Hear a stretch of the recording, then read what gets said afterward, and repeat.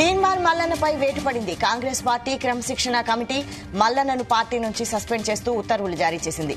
ఫిబ్రవరి 5 మల్లన్న నుంచి ఎలాంటి స్పందన లేకపోవడంతో క్రమశిక్షణ చర్యల కింద సస్పెండ్ చేస్తూ క్రమశిక్షణ కమిటీ చైర్మన్ చిన్నారెడ్డి ఉత్తర్వులు ఇచ్చారు. ఇదే అంశంపై మరిన్ని డీటెయిల్స్ నల్గొండ నుండి మన ప్రతినిధి జానయ్య అందిస్తారు. జానయ్య. వైశాలి, అందరూ అనుకుంటున్నట్టుగానే తీన్మార్ మల్లన్న పైన కాంగ్రెస్ పార్టీ నుంచి సస్పెండ్ చేస్తూ ఉత్తర్వులు కూడా జారీ చేసిన పరిస్థితి ఉంది.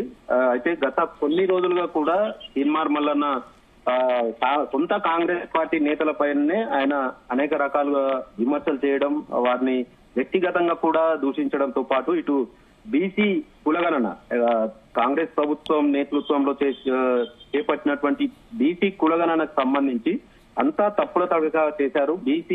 బీసీల విషయంలో జనాభా తగ్గించి చేశారని ఆయన వ్యాఖ్యానించడం, ఆ బీసీ కులగణనకు సంబంధించినటువంటి ప్రభుత్వం ఏదైతే ఇచ్చినటువంటి పత్రాలను కూడా ఆయన చింపివేయడంతో పాటు ఆ పత్రాల పైన కొన్ని అసభ్యకర వ్యాఖ్యలు కూడా చేసిన సందర్భం.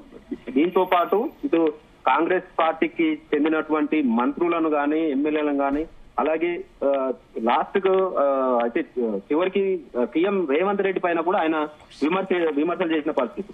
సొంత పార్టీ నేతల పైన ఆయన విమర్శలు చేస్తున్న నేపథ్యంలో ఆయన పైన గత నెల ఏదైతే ఫిబ్రవరి 5వ తారీఖున ఆయనకు కాంగ్రెస్ పార్టీ క్రమశిక్షణ కమిటీ చైర్మన్ చిన్నారెడ్డి ఏదైతే షోకాజ్ నోటీస్ కూడా జారీ చేయడం జరిగింది. అయితే ఆ షోకాజ్ నోటీసు ఇచ్చిన క్రమంలో కూడా తీన్మార్ మల్లన్న ఆ షోకాజ్ నోటీసు ఇచ్చిన దానిపైన కూడా విమర్శలు చేయడం జరిగింది.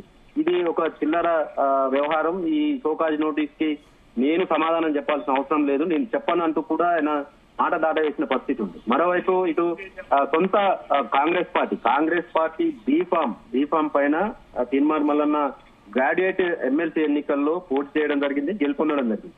అయితే ఆ ఎన్నికలు ముగిసినప్పటి నుంచి కూడా ఆయన సొంత పార్టీ నేతలైనటువంటి ఇటు ఉమ్మడి నల్గొండ జిల్లాకు సంబంధించినటువంటి కాంగ్రెస్ పార్టీకి చెందినటువంటి మంత్రి కోమటిరెడ్డి వెంకటరెడ్డి పైన కూడా ఆయన తీవ్ర స్థాయిలో విమర్శలు చాలా సార్లు కూడా చేసిన సందర్భం.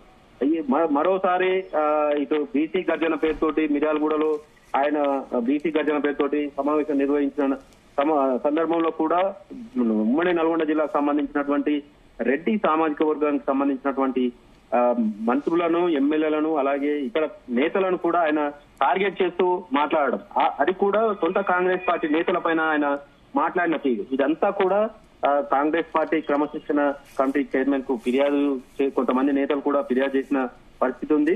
ముఖ్యంగా తీన్మార్ మల్లన్న కాంగ్రెస్ ప్రభుత్వం అధికారంలో ఉన్న కాంగ్రెస్ ప్రభుత్వంలో ఉంటూ బాధ్యతాయుతమైనటువంటి ఒక ఎమ్మెల్సీ పదవిలో కాంగ్రెస్ పార్టీ బీఫామ్ పైన గెలిచినటువంటి వ్యక్తిగా ఆయన ఇలాంటి విమర్శలు చేయడం పట్ల